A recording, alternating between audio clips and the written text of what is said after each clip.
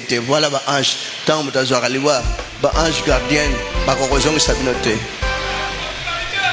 mesinguza kapona bo bazakana kata iloba normalement na mutasambela na nzambe na modele ya lusambo solo so sana bolingo azu ange mibale so bolingo ezate tikalika ange moko so sana kondima azu ange amisado mais so kondima ezate akana bolingo na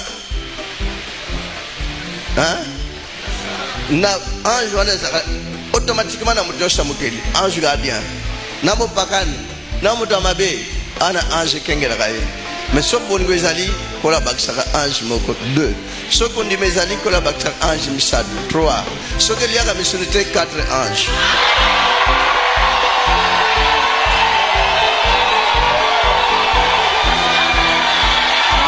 amen. Parce que l'union, bon bana bolingwa mukili moins ange wana parce que bolingwa mukili sana ngoya mukili ya Satan.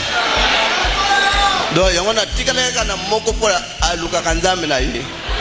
Mais pasteur ne akokate parce que ça seul. Yona ba ange monsieur ba batamukili wo mona ba ukufa mais mutakubikisa ye.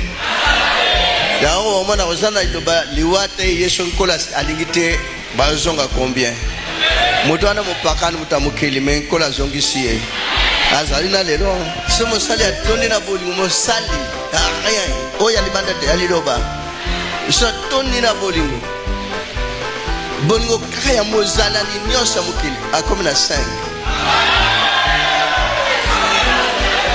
Satan suka kana 6 na nzoto 6 na molimo 6 amen.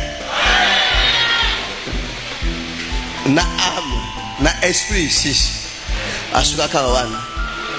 Mais alors modazana bon vous comprendre